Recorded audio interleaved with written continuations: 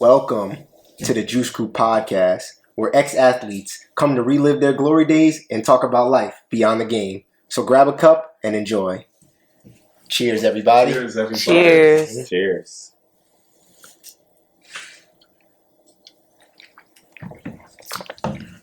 Ooh, man. Tastes good. Man. Always tastes good. Always tastes good. You know what I'm Some good saying? You know what I'm saying?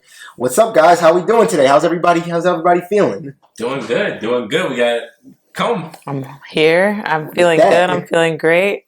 Excited to be here. Look at that. Elle, you wanna kind of introduce Comfy for our viewers real quick for us? Oh, yeah, for sure. So for those who do not know, this is actually Juice Crew history. Right now, we have the first female collegiate athlete on our podcast. And also, that is not it. One sport to describe Comfy is not enough. We have a multi-sport athlete in college. And we're going to break down the difficulties on that and just experiences through that. But stay in tune for this episode, guys. We have a living GOAT on the other side of that table. This will be a banger. I'm excited to be here with you guys today. Mm-hmm. Yep, absolutely. So I guess we can kick it off by this. Comfy, tell the audience just a little bit about yourself. You know, maybe if you want to give them your full name, where you're from, where you might have went to school, all that good stuff. Just give them a quick background and some recap for our viewers. Okay. Hey, guys. I'm Comfort Akinbo. So I did play 2 sports in college. I did volleyball and basketball, and I also ran track my freshman year, but I don't really count that sometimes. But I did do that my freshman year. I went to Rutgers-Newark for college, graduated in May 2020. For high school, I played 3 sports. I did track, volleyball, and I did track, volleyball, and basketball. So I did that for all my 4 years. But yeah, I feel like sports was my identity for a second. So I did that a lot. 3 sports. Did you have an off season? I didn't. No, I was just sports, and then I get like maybe a 2-day break, and then straight back to sports again, and then again, and then the summer it was just sports too. So it was nonstop. I peeped that too. I wasn't sure if that was accurate because when I looked your name up and stuff, I was like, it came up as track stats. I was like, track. I was like, Comfy ran track too. I did. Like I didn't even know about that. I was like, damn, 3 sport athlete. So guys, there was a point in her life where she was a 3 sport collegiate athlete. Yes. 3 sport collegiate athlete. Yeah. Just let that sink in for yourself. Definitely let that sink in. Also, while dealing with 3 sports, still, being on top of your books, still being the social butterfly that we all know that you are to be. This is probably one of the best people to be around, and talks about just her energy and just her vibe. And she's always just looking to help out, always has a smile on her face. So just having that energy while playing 3 sports, just have to tip your hat off to you. And I still, to this day, I don't know how you did it. Yeah. I don't know either. And it seems to have really worked out nice because, we'll make our viewers known here. It's Women's History Month. It is. And Comfy is our first ever women's guest. Yes. So Comfy, I guess the way we want to kind of, start this episode off is, what does Women's History Month mean to you in particularly? I think Women's History Month just means women empowerment and just more unity with women.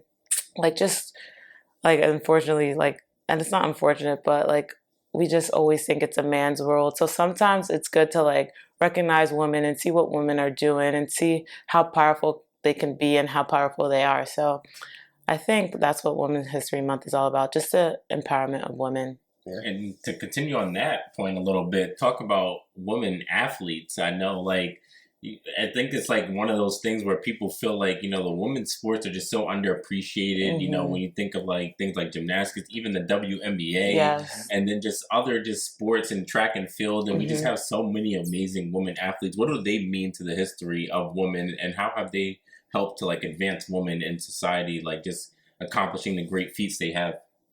Well, it's actually so good that you brought that point up because I think the U.S. soccer team, just if you guys didn't Yep. see, they like filed a lawsuit and they won. And I think now they have like equal pay with like men and stuff like that. So that's so huge. And like just seeing that is really motivating, because like growing up, like you don't really like think of being like and a woman athlete because you don't do it for the money, because people usually would do it for the money, but usually women, they do it for the sport. I think they're super important because it shows how strong they are, and it shows that we can do it. Like growing up, I seen Serena Williams, I seen Destiny Hooker, she's a famous volleyball player, I seen so many famous athletes, and I'm like, I could be that, I can do that. And it helps me like be the best version of myself. And also, like I was telling you guys about the U.S. soccer team and just looking up to them and seeing like they fought for what they deserved, and so can I can do that as well. So that's something I see with Women's History Month. Yeah, no. Oh, yeah, for sure. And then just even to build on to your point, just seeing the women's national team win that loss. So I believe having that representation, like, hey, if we fight and put our heads together, come organize and come into a community and actually fight these rules and regulations that are in place, we can see the victories, and then we see like that equal pay, because it's really, really a crazy pay disparity. I was reading some of the numbers. I believe it was like if U.S. male made like 60,000 or so, the women's players might sometimes were not even getting paid, making half the money. So I believe that's definitely an issue, because women need to get paid too. They put in they put just in the work as much as the men do. Right. I'm underrepresented and undervalued. So I'm just so happy to see women fighting for their just due and that equal pay that they deserve. Yeah. And like you said, like I feel like women really do play the sport because of the love of the game, because of some of the things that you mentioned there, like they don't have something as much to look forward to when it comes to, the glitz and glamour, the payment and all that, because they're still, they're still having to take people to court just to get that equal pay at the end of the day. Right. So when girls are young and they're, starting to first, start to get into sports, you can tell that it's really for just the love of the game. They're not thinking about all the glitz and the glamour and stuff like that. They're doing it for the love of the game. And I think that's a different perspective to kind of see it. I think, or a big difference between how some males may look at it and how some females may look at it. And that's something I think is truly inspiring and encouraging for myself. But we move on. The first question I wanted to have for you, Comfy, since we're, talking about your early days now in sports and talking about some youthful sports here, is, what type of impact did sports have on your life when you were first growing up? Impact-wise, I think it just gave me discipline. It gave me persistency. It gave me just a good work ethic as well. Like, I can compare like what I'm doing now and it impacts my life like right now. I think sports just gave me a good foundation to go off with the rest of my life, really. Yeah, and you bring up like kind of like that persistency, that work ethic, and just the overall like discipline that sports brought into your life. What do you feel like was so important in terms of the team aspect of being in sports and being on different teams, and how like a teammate maybe affected kind of your journey along the way? Oh, I think teammates are so important, like throughout the journey.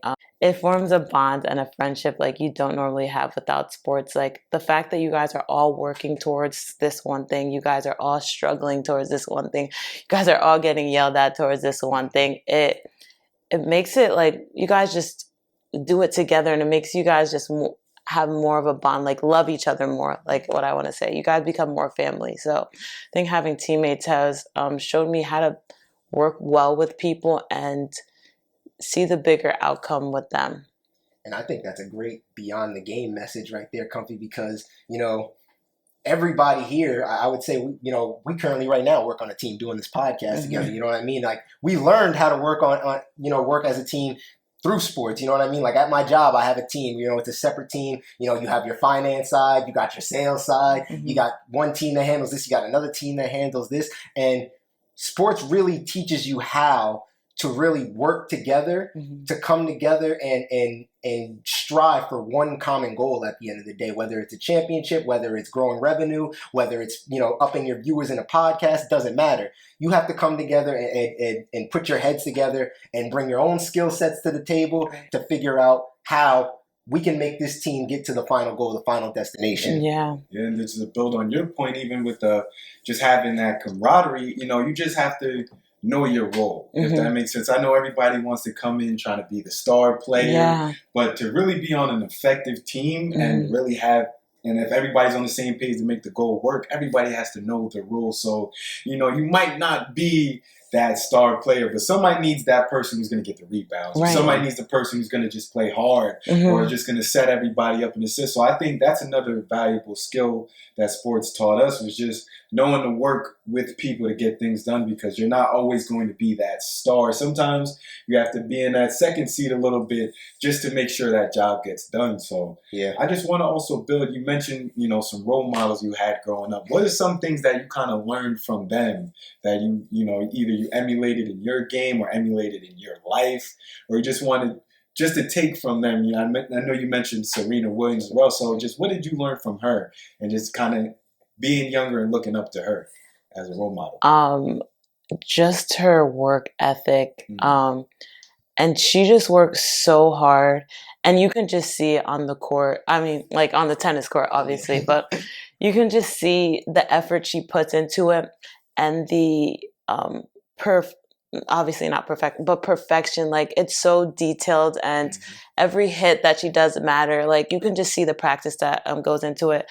So I could definitely, I look up to her with that, because just to compare, sometimes you can be a little lackadaisical, but you have to remember, okay, let me touch this line, let me shoot this again, let me follow through, let me just get every detail right. So that's something I looked at her. She's very detail oriented, and I like that. And I think she really started to encompass that with almost a rivalry with her own sister, because when they were first growing up, and I know this from watching actually the King Richard movie, but Venus was better. Venus was the one that was supposed to be the next big tennis star. So, and Serena was she was big in her own right, but everybody viewed Venus as the top dog, the top honcho, and I think that motivated her. That pushed her even more to become more detailed, more driven, more using her work ethic to push her over the top. And I ultimately think that is what helped elevate her at the end of the day. Adversity always seems to help people at the end of the day. Yeah. So, that's great inspiration right there. How did you really get into sports, though? Was Serena maybe a role model that was the first to get you into sports? Was it a relative that you had that was the one that pushed you into sports? What was that turning point for Comfy that you said, I want to play a sport? I think and as funny as this is, I would say it was my friends. They were all just I'm going to play basketball and I'm going to play volleyball. So I'm maybe this could be fun. Let me try, let me see what's going on. But also it's I grew up being tall, my entire life. You guys know that I'm mad tall. So a lot of my relatives are you need to use your height for something good. I'm you know what? I don't have to, but I'm okay, let me get into basketball, because obviously you have an advantage if you're taller, or volleyball because the net. But so I got into it, and then I became good at it. People are oh my gosh, you're actually pretty good at this. I'm I am, I didn't know I was. So I was okay. Then I continued just to perfect the craft as much as I can, and then I ended up loving it as much a lot, and I ended up going to college for it. I did not think that. And I started really late, to be honest. I know a lot of people start when they're younger, kids.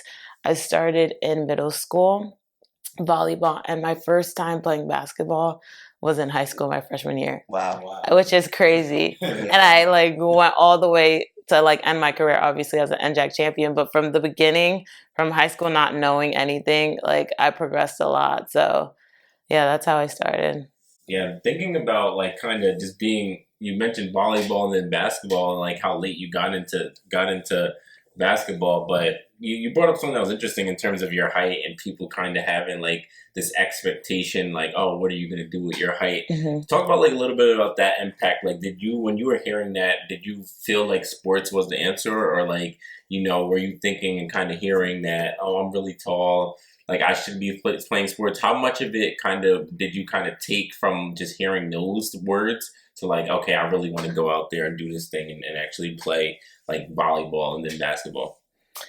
I'm gonna be like really transparent. Like I feel like when people would be like, "Oh, you're tall, you should play basketball." I'm like, "Damn, like is that really all I'm good for?" Like I'm like much more than playing basketball, because like when I was younger, I wanted to like dance. I wanted to do all these different things and do like be more artistic, but they were just like, "You're tall, maybe you should just do basketball." So I'm like, I guess I'll try to satisfy certain people, but thank God I ended up loving it, because people could have grew up with it and been miserable and like think like, oh, why'd I get into it? But I ended up loving it. But yeah, I think people using my height and associating it with the fact that I should play sports was kind of sad a little bit, but I think it helped me in the long run eventually. But it was kind of sad.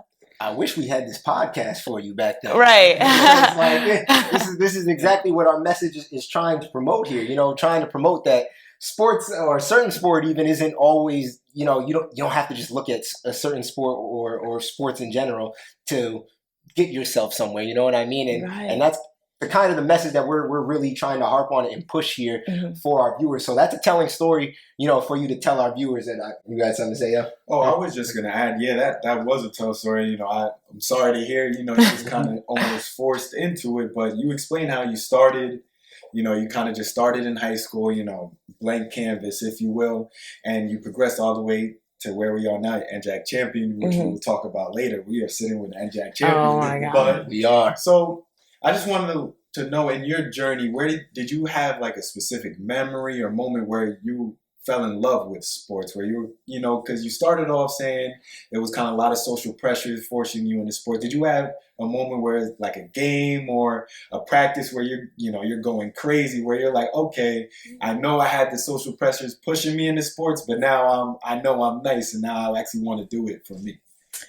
I think, yes, I did. I think for volleyball, it was my 8th grade game, and it was like my first time playing, but that game, like, I ended up like doing my first block. I always spiked the ball in 8th grade, and parents were like coming up to me after a game, and they were like, wow, you did so good, this, that, and the third. And I didn't know. I was just playing, you know what I mean? Like, wow, I'm really, really like, I think I saw my potential that day. And I was like, and my coach even came up to me, and she just confirmed the things that I was thinking about, like in terms of like, oh, am I good enough? Or like, because I'd never played this, and there's girls growing up doing this all their life, and this is my first time doing this.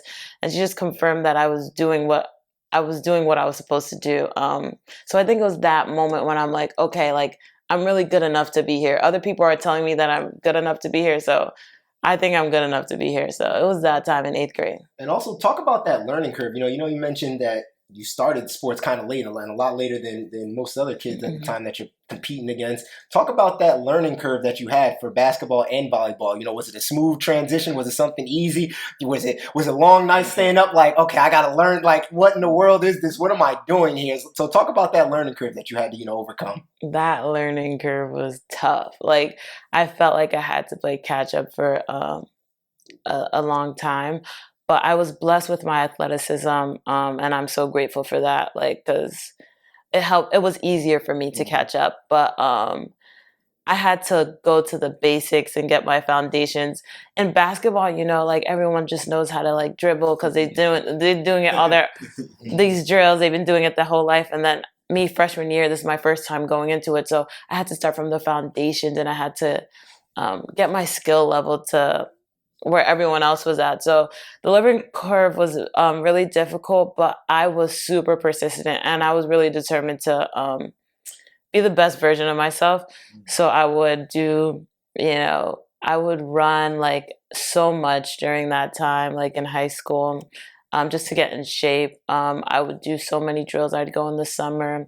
My high school coach was amazing. Like, he helped me. He basically molded me into, he invested his time into me, which also made me the player that I am right now. I'd play in the summer. He'd help me with different drills, like after or before a game. So, and he just invested a lot of time into me. So I think like the learning curve was difficult, but it was worth it. Yep, and I think you bring up like a really like inspirational figures that I think we all had as a good coach, like, you know, and how important it is to have a good coach. But, you know, I almost think of coaches as like mentors, and kind of, you know, how important do you think it was in sports, not only having a coach that invested their time in you, wanted to see your development, but how do you think about that now as you kind of go on and try to have mentors or people who kind of can guide you and steer you in the right direction when it comes to making some tougher decisions? I think my coach definitely set the foundation of a good mentor, because even though it was just sports, I could see that he would tell me like ideas, or he'll just give me stuff that I needed to know for the game, obviously. But in like me being older now, I know that I need a mentor who will invest time in me, basically invest time in me, give me harsh criticism, because it's important. Like, as much as I don't want to hear it, like, criticism is important. I need encouragement, and confirmation sometimes. And that's all the things that my coach gave me. So that's the things that I look in for a mentor now. So just to build on your point of how your coach was just a good mentor and just giving you the right information and good game, you met him halfway, putting in the work throughout the summer, staying on the right path. I just want to ask, what are some tips that you can give to somebody who might be going through the same learning curve that you went through, say, going into freshman year, trying to try on a sport, knowing they did not do it before their career? And then also even our young multi-sport athletes who are either deciding between like a football or basketball. Just give any advice you can give to our guests on how you manage multi-sports, and then also how do you take that constructive criticism, apply it to your game, and just overall just to get better in the sport that you're trying to play. I think my advice, that's a good question. I think my advice would definitely be to be persistent. It's so easy to give up when you see like people surrounding you are so much better than you, and you're just like not as good as them. So you just like are just unmotivated sometimes, because you're like, oh, when am I going to get there? Or when am I going to get to this point?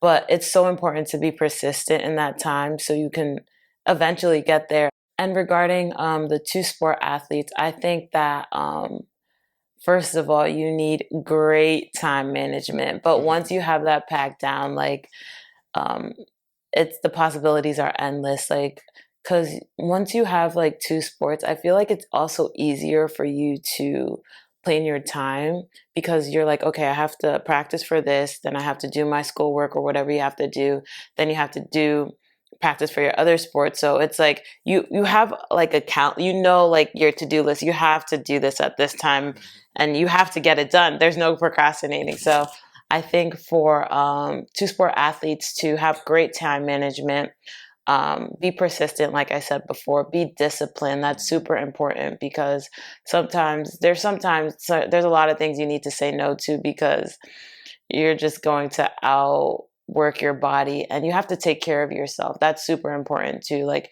make sure that you're staying hydrated, make sure that your mental health is good, like, because you are obviously important. Like, I know sometimes, like, and this was for me in college, like, you want to satisfy both teams and all your teams and your coaches and everything, but you got to put yourself first and make sure that you're good and make sure that you can perform to your best ability, because you need to be there for them. So put yourself first, and then when you put yourself first, other things will fall into place.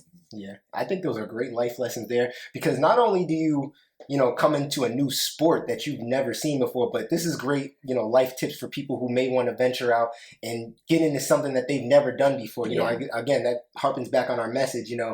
After your playing career, you're typically going into a field that you're not too familiar with, especially being a collegiate athlete, more so because your whole life has been dedicated, to playing this sport. And now all of a sudden you're asked to do something different. So you have, again, using that persistency is key. You have to be persistent in wanting to evolve and grow yourself. I was just talking to my girl about persistency actually the other day because we were actually watching the Kanye West documentary on Netflix. And people have their opinions on Kanye, obviously, with what he's grown into now. But back in the day, like when he was young and extremely hungry, one thing I harped on to her about him was his persistency. He was getting denied at every door. Everybody kept just calling him a producer. You're a producer. You're a producer. And he told himself, I'm a rapper, and I'm one of the best ones out here in this game. And he believed that in himself, and he kept pushing it over and over again until he finally signed with Rockefeller at the end of the day. And then now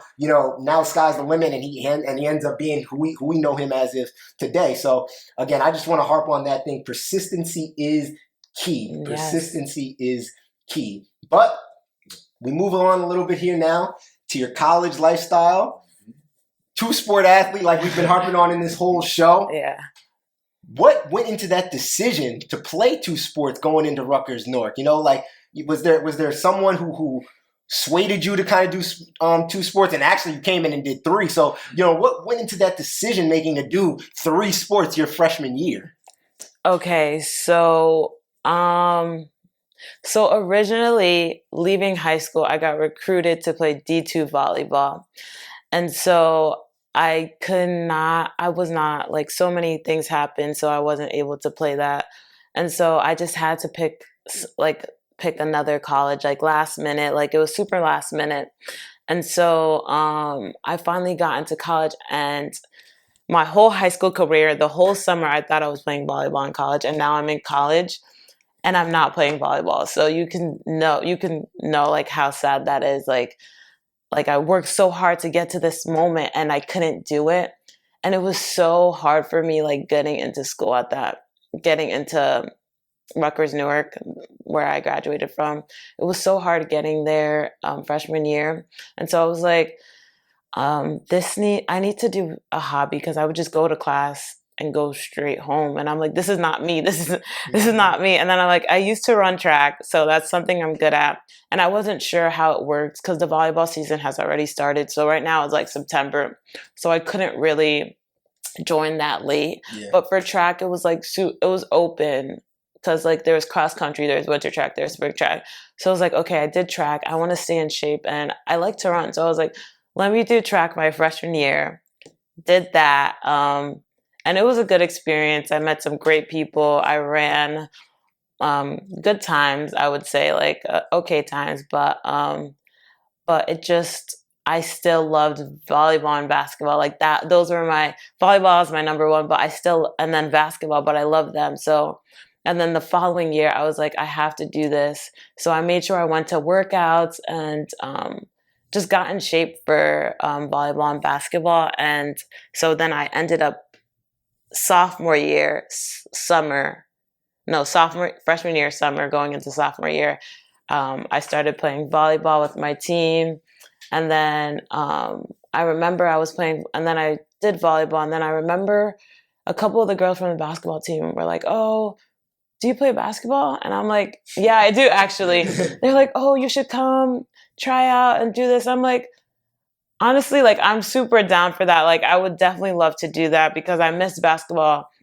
And so I did volleyball, and then I went to the tryouts, and I ended up making the basketball team as well. So at one point I was doing like both of them at the same time. But yeah, that's how I started getting into college. So it went from D2, not getting into it, and then running track, and now doing volleyball and basketball the rest of my years. Yeah, and the key message I think I get from you, Comfort, is that persistency, and you kind of hear it in your story a little bit in terms of like, you continuing to like push on and, challenge yourself and play more sports. But the last sport you mentioned, the girls on the basketball team getting you involved to play basketball. I think you have a surprise for our guests in terms of something that we've been alluding to. I do. Hold on one second. So Comfort has went and got, all of you a special little gift, and she has something to show the podcast, something we've been alluding to. This is my NJAC ring 2019 when we won the NJAC. Mm-hmm. It's here, show and tell, guys. Yeah, you guys can see it. Right. She making me want one. Right. It says Akinbo, and then it says my number on. This is a lot of detail went into it. Yeah. You guys can touch it. Be careful though. I'm scared. You guys can touch it. This ring really is detailed though. It's got Scarlet Raiders here on the right side. It says NJAC. It's got the year they won the chip. The last name, the number, and all that. Wow, this is beautiful. Pretty tough. This is beautiful.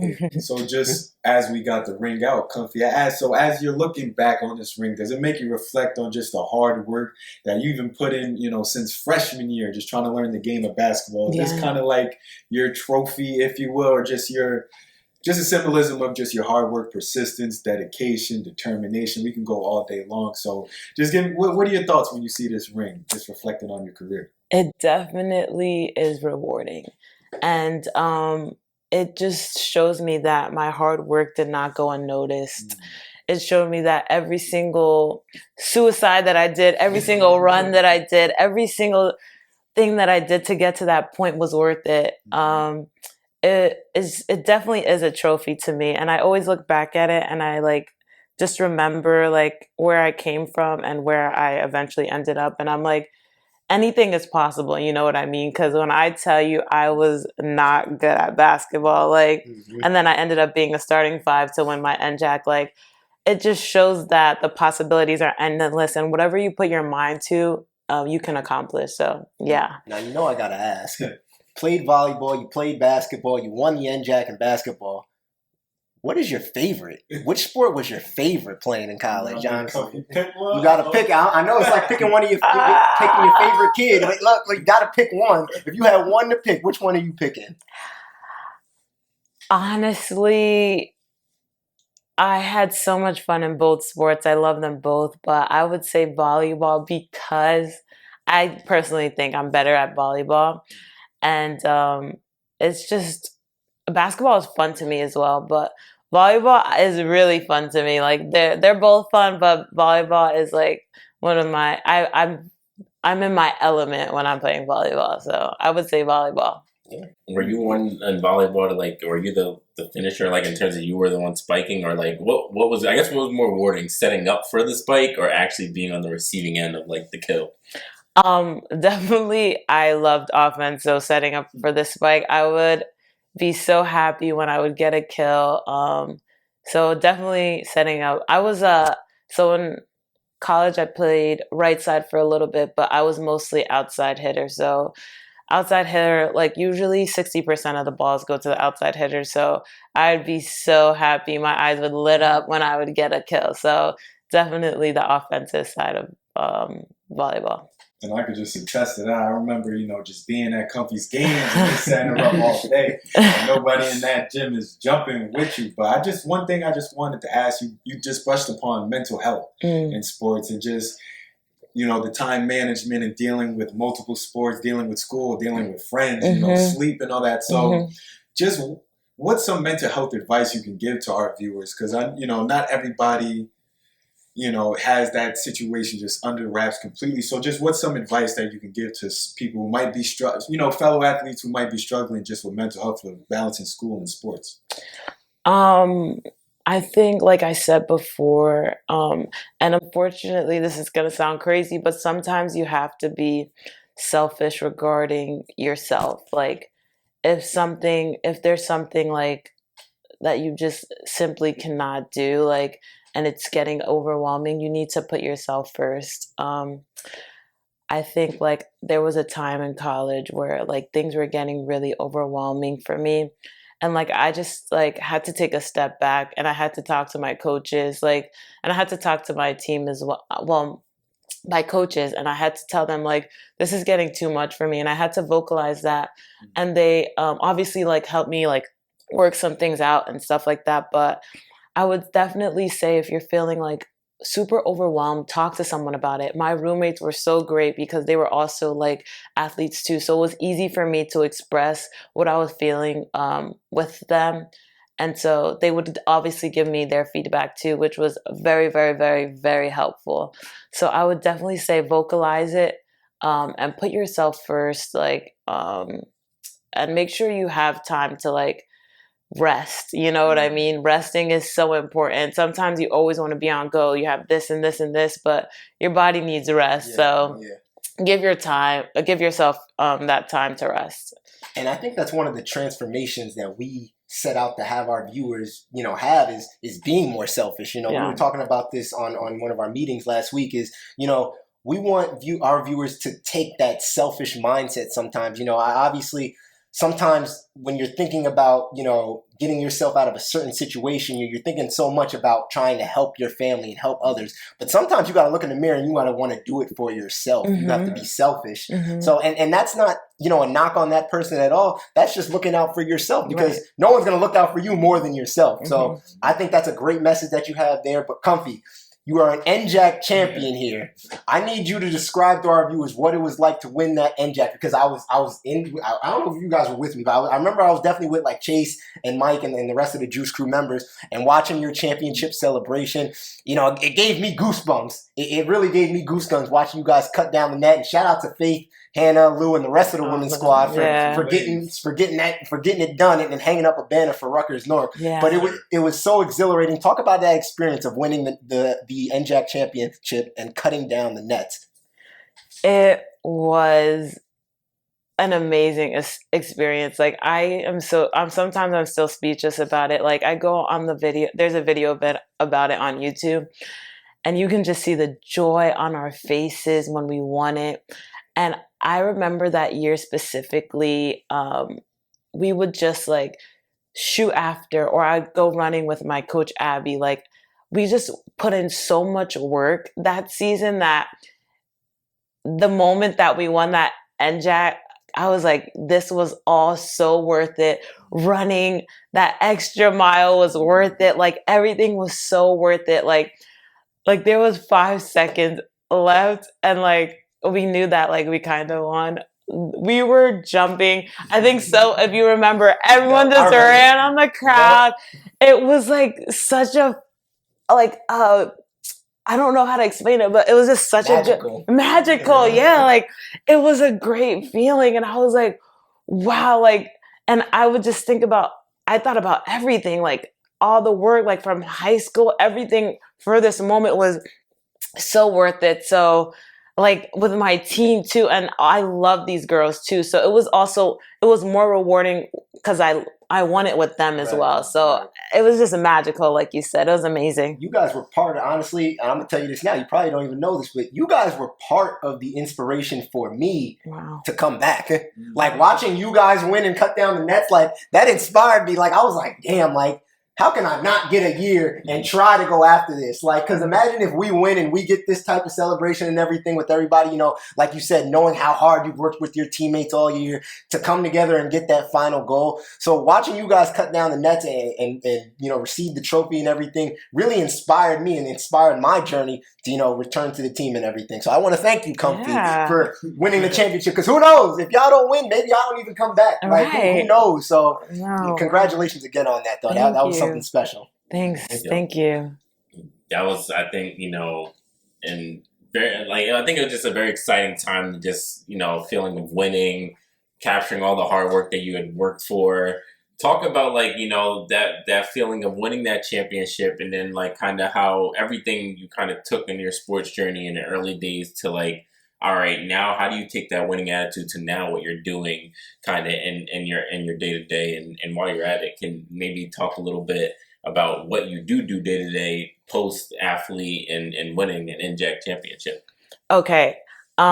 So obviously like winning, I had to put in a lot of hard work, and I think winning that NJAC championship really just confirmed that putting your all into something is worth it, and putting all your energy into something is definitely worth it.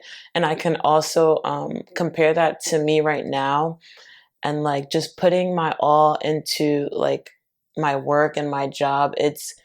People see it, and it's rewarding too, and it helps my company get better. It helps me get better as a person.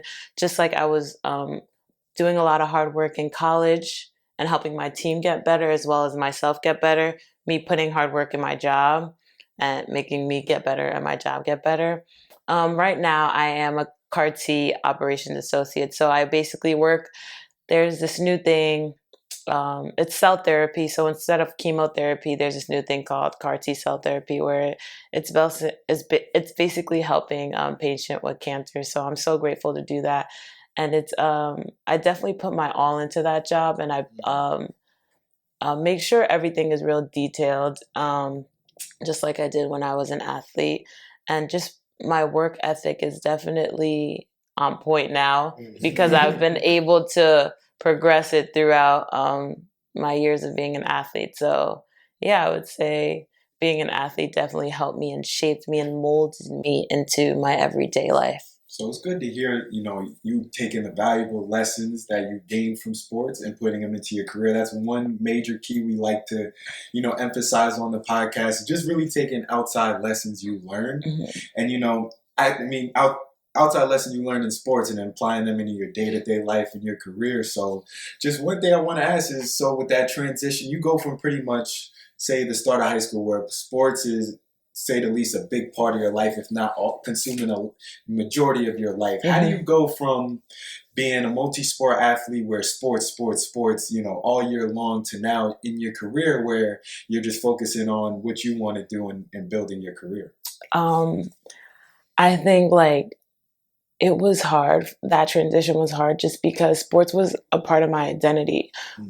As crazy as that sounds, it's I played sports everyone knew me as someone who played a sport like volleyball and basketball. So when I didn't, it's okay, now I really have to find myself. I really have to find who I really am without sports. So I think the transition was kind of hard, but it was needed.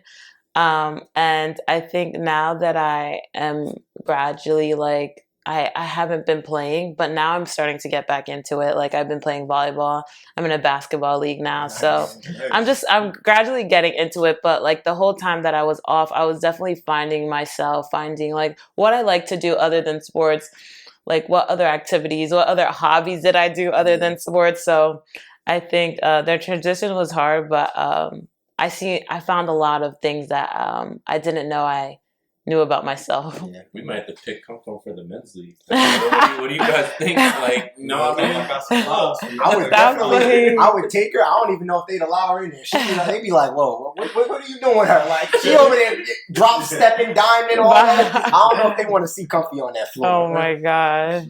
But Comfy, you talk about that transition. I think a lot of our viewers are also going through that transition, especially collegiate athletes. It can be tough, that transition period, finding your footing, finding yourself after, going throughout your whole life. Like you said, your whole life has been structured around sports and you've been able to structure your schedule around sports. So what are some of those lessons that you've taken from sports, and have they been able to help you during that transition when it comes to, things outside of sports? So a lesson that I did take from sports, and as cliche as this sounds, you guys know the saying, it's it goes hard work meets talent. Wait. I know it. I know it. I haven't said it in a long time. Go ahead. I think it's talent beats hard work when hard work fails. Did I say that right? Hard work beats talent. When talent fails to work hard. There we go. For our young viewers, let them know again. Let them know they understand that message. That's an important message. It is. I grew up. I'm gonna say it again. Hard work beats talent when talent fails to work hard. That's an important lesson for me, because sometimes I went into sports thinking I'm tall, so I already have an advantage. And when I wasn't putting in the work, I would see my other short teammates doing better than me. I was time out. They're working hard and I'm over here relying on my talent. And it's obviously not enough. So I was no, I need to work harder and obviously be the best person that I could be. But there was a time where I was kind of being lackadaisical and very lazy in my in my sports, and I was like, that's not okay. So I can compare that to right now, because like sometimes like I would just say that I need to put in the work is what I want to say. Like I can't just go into things and just think that it's given to me. Like whether you have previous knowledge or not, like hard work is super important in order for you to excel, and just be more determined to do something. You have to like put in more hard work. Like it's just, that's the life lesson. Put in hard work and you'll receive more. Yeah.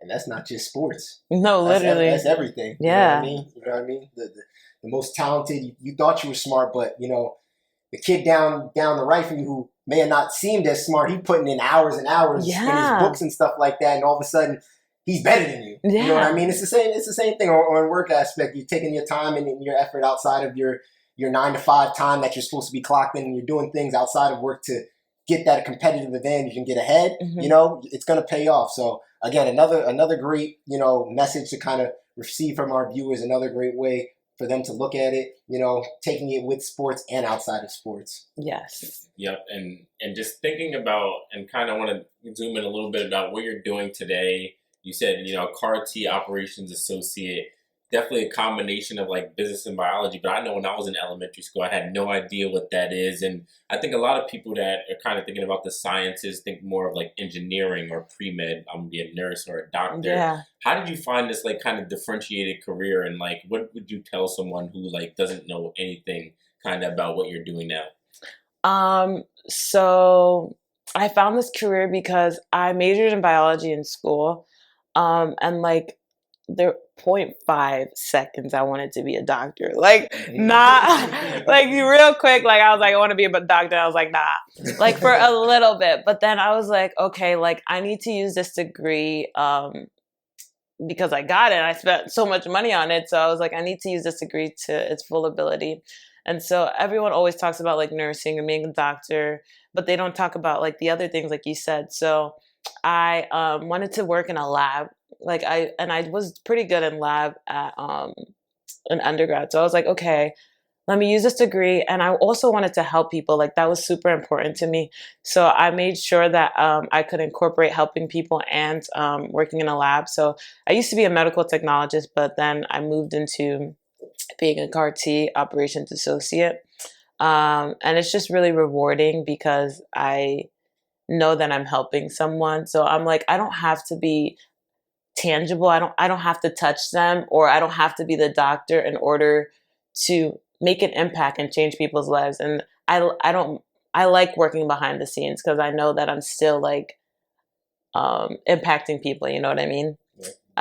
Yeah. And the one thing I wanted to kind of go into in your field, you know, I think that I know for me, like being in finance, that gender diversity is something that's really, really poor. How is it in your field? Do you find that like you have enough people that you can resonate with, you know, that maybe is it more like men or women, and kind of how's like the work environment? Would you say, is it like a little bit more like obstacles or any barriers that you say when you go to work every day? So regarding the gender diversity, I think it's pretty diverse. Like there's enough men and there's enough women. And I think that's also because of the time that we're in. It's 2022. Like there's women are like more like involved now. So I think it's definitely in the time. I don't know how it was back in the day. It probably was more men, but now women are doing this and they're more hands-on with it. So I would say that it's pretty 50-50 with the gender diversity.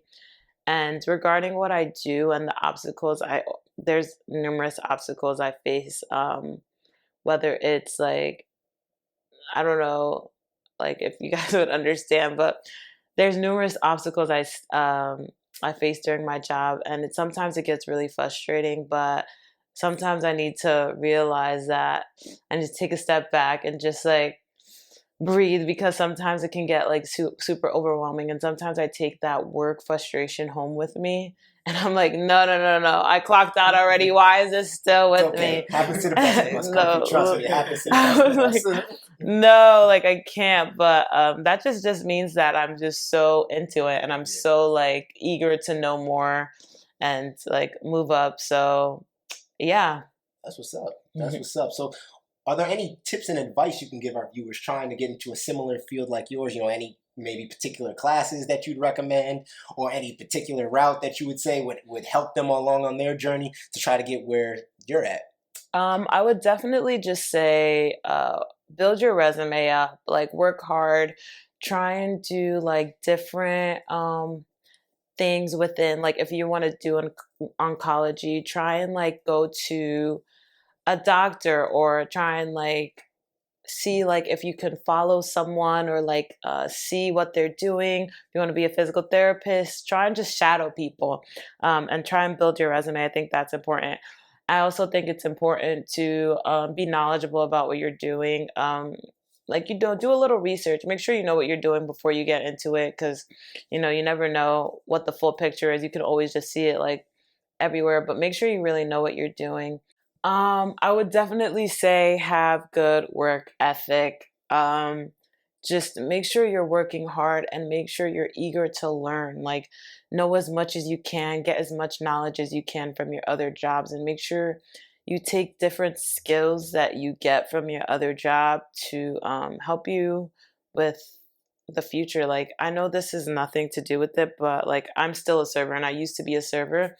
And I know, Landon, some things about that.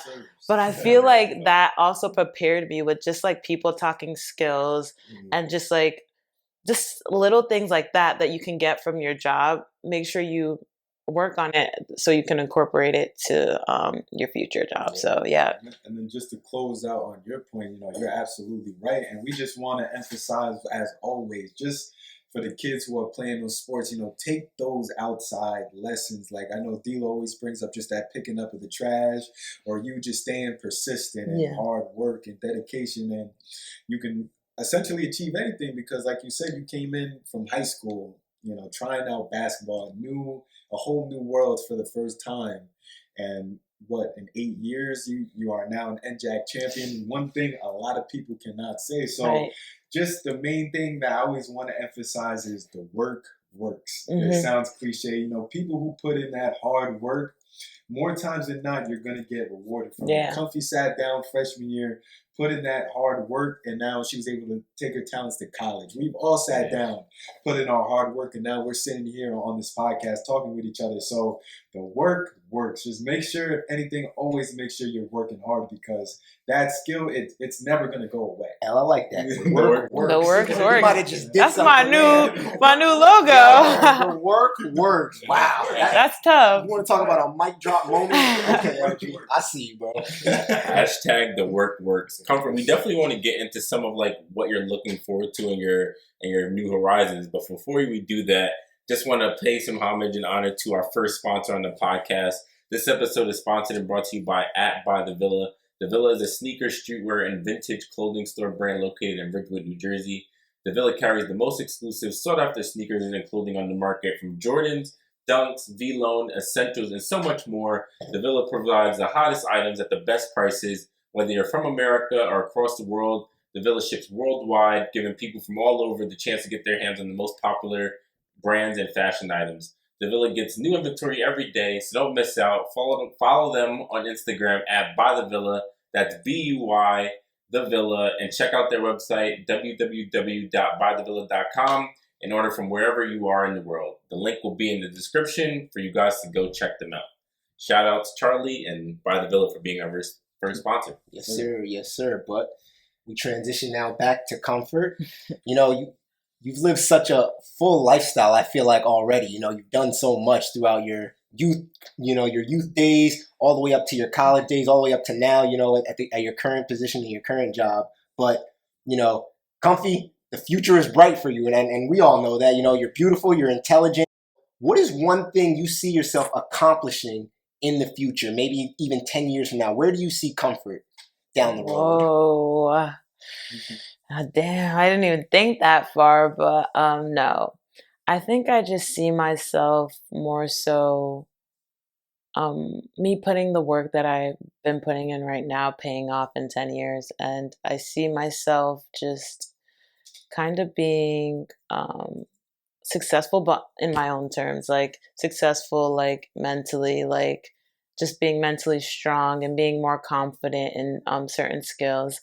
And just like different like side businesses that I've been doing or that I've been like working on, I see them flourishing. Like so like right now I'm just trying to like prepare myself for the future. Like just for an example, like I'm just trying to get into real estate right now. So like I feel like in the next 10 years, like that would be super good for me. So the next 10 years, I just see like what I've been doing right now paying off. Yeah. So you talk about real estate. Are there any, anything else you want to give our viewers about some of those side businesses, or is it confidential right now? You still trying to keep it on the DL? It's perfect that I say that too. Keep it on the DL. Yeah, right. I think right now, it's gonna be confidential, just because sometimes I gotta get my thoughts together, but it's coming soon. Yeah. Okay. Well, I'm excited. So our viewers, keep an eye out. You make a big move. Yes. We're gonna break it first here on the Juice Crew podcast, and you talk about like just having like that side hustle, wanting to work on something next to your arm. I think that's incredibly inspirational for people who want to be like entrepreneurs. Talk about a little bit the balancing between like what you're doing like your day to day, and then also trying to build your personal skills and like trying to like work on a side hustle or another business. I think it's super difficult, but I think like we've been saying this whole podcast, persistency and just good time management, and you need to know when to do certain things, and you honestly sometimes you need to know when you can't do certain things or like things that will distract you. I think procrastination is so bad because it's so easy to, be procrastinate, because like you're like, oh, I'd rather just do this right now, and I'd rather just do this, but you need to focus on the main goal, and you need to focus on what the future brings. So an advice I would definitely give everyone is to stay persistent, and honestly, it can definitely get overwhelming at times, but have some time to, take care of yourself. Self-care is also just as important as getting to the bag or whatever. So make sure you take care of yourself as well. Yeah, you bring up, great points, throughout the whole podcast, just staying persistent, hard work. One big thing too is just that self-care, just putting yourself first, because like we said, nobody's going to look out for you like you. So always just put yourself first, and just make sure, you're keeping an eye out for your own mental health, because what good is getting a bag if you're not okay within, because you can't really even enjoy it like that. All right. You were giving amazing tips. We're going to move on to our next segment. We do the infamous start, cut, bench. Right. But we're switching it up a little bit today. We have some women basketball players, so I'll start you off. We have Elena Deladon. We have Brianna Stewart. We have AJ Wilson. Great players. Absolutely. All great players, hardworking players. This is definitely not an easy decision. It's not. That's our job, to give you the tough Right.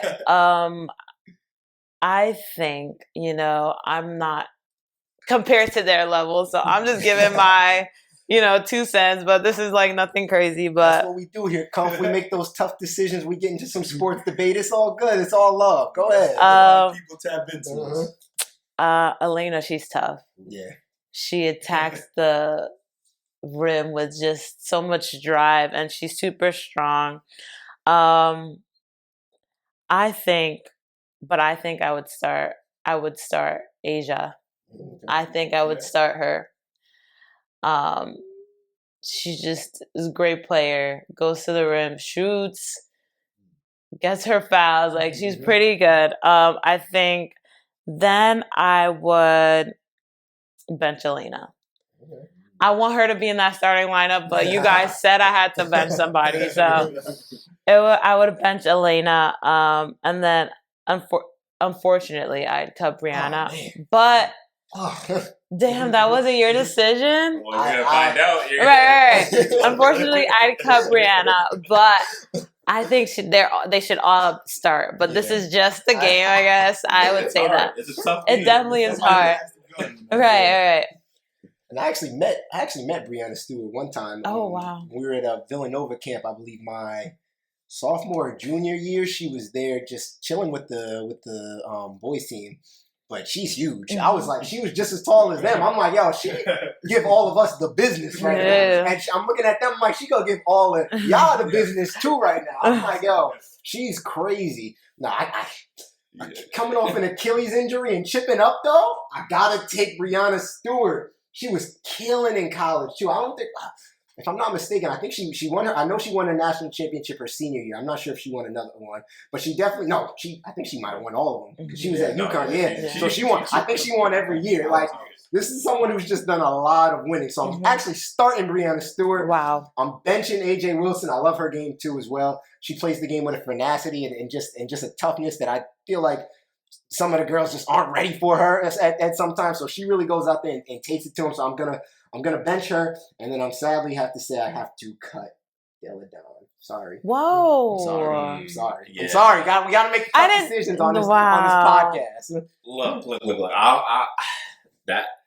I thought we were in lockstep when D-Lo first started talking. I think I'm definitely starting Breonna Stewart. Like, I think I just love her like mid-range game. Like, she is just such a like soft touch around the rim. You know, good like back to the basket game. Very skilled and like her UConn greatness, as you mentioned, is great. But to Comfort's point, I definitely have to bench Elena Delle Donne. She is, one of the greatest women players that I've ever watched play. As much as I do love A'ja Wilson, I would have loved to start her, as Comf mentioned. If we can start all these players, they do deserve to start. I want to put that out there. This is a tough one, but I think that's how I'll go. How about you?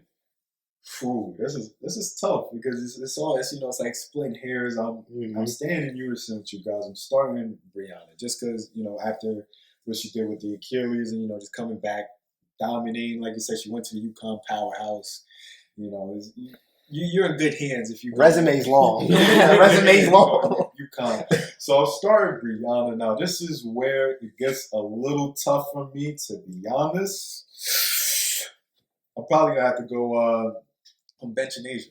I'm gonna bench A'ja Wilson, and then I'm gonna have to cut Elena Delle Donne for mine. That's how I'm rounding out my start cut bench. And I know that was a tough one, Comfort. I'm sorry, I'm gonna have to answer another one. It's all right. It's last one. You can do it. That's the last one. So now we're going on to our collegiate athletes, just as you were. I mean, Comf, maybe we could have threw you in a start cut bench, but we're not going to start you, but we'll leave that. So we're starting off. We have Nalissa Smith, we have Caitlin Clark, and then we have Paige Buchers as well. Talk to me, Comf. All great players again. Strong, great skill level, good eye. Just great players, and I hate to do this, but I think I would start all of them, like I said before, but I think I would start Paige. She has a really good eye. Like, she just great passes. She's super talented. I would start Paige. I would bench Nalissa, and I'd have to cut Caitlin. That's the comfy list. Right. Al, let's see what you feeling, Al. What you feeling down there? So I'm starting. I like Caitlin Clark, man. Because I can't even lie. I've seen some clips on Twitter of her going absolutely crazy. I think she's throwing up 27-7, shooting 40 from 3. Wow. So I gotta go Caitlin Clark. Now, this might be a little biased, but I'm a bench Paige Buchers because Beckers. My apologies, everybody, but Paige Beckers. So she's just a bucket getter. And then even also, I mean, this had nothing to do with basketball, but one thing that I thought was actually pretty cool was while she was hurt, I believe it was during the Christmas break, she actually were NIL deal with StockX got her teammates some kicks. So hey, I saw that. That even though she's a bucket, that was good enough for me to get on the bench list because hey, I wish I got some kicks too. But and then no disrespect to Nalissa Smith, she's absolute baller, but as in these lists go, somebody has to get benched. So she's going on my bench. Tie us up. Yep. We were close again. Again, this is me going third, thinking I'm in lockstep with the second. But I think I'm just flipping your start and your bench. I'm going to start. Actually, you said you were going to start Beckers. Nah, I was All right. benching. Yeah, sorry. Yes, I'm starting Paige Beckers with Comf because the talent level there. I hope that she recovers and comes back very strongly from the injury she suffered earlier this year. I know she will. I got to bench Caitlin Clark because I think me and D-Lo have had a lot of these conversations kind of in private, but, we think she has the capacity to do it like a Stephen Curry might have did for the WNBA in terms of like where she's pulling from, like the volleyball line. So I'm definitely benching Caitlin Clark, and unfortunately, we're going to keep saying it, all of these women on this list deserve to start, but I got to cut Melissa Smith. Yep.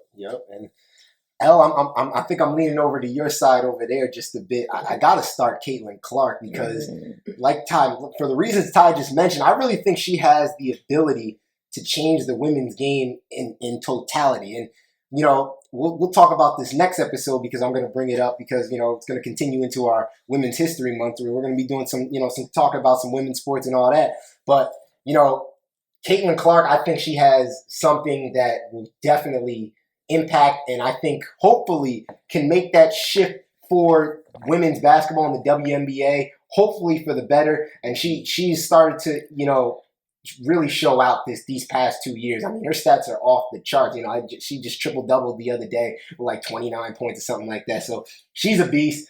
I'm taking Paige. I'm benching Paige. I've been following Paige since she was in high school, and she's a bucket. She's a bucket. She's tough. She was #1 recruited player coming out of high school, and she's going to be next up. Shout out to her for coming back from her injury recently too. She put on a good show, and I'm looking forward to seeing her, get back on the court next year for a full season. And then I'm sorry, Melissa, but I'm going to have to cut you, girl. She's putting up some great stats to herself, over 20 points in the game, averaging 11 rebounds, shooting over 55% from the field. She's doing her thing with Baylor, but sorry, just didn't make my list. I'm sorry. It's no hard feelings. Right. It's no hard feelings. It comes with this segment. But as always, Comfy, just want to say just a special thank you for coming on to the show. Just giving our viewers just important themes like hard work, staying persistent, the work works, talking about your experience of being a multi-sport athlete because we don't get too many of those examples to give out to our listeners, being a winner in the NJAC championship. And then having our classic debates with, women basketball players. As always, guys, this has been another great episode of the Juice Crew podcast where ex-athletes dive into and beyond the game. Make sure to leave a like and subscribe. We'll catch you on the next cup. Peace. Peace.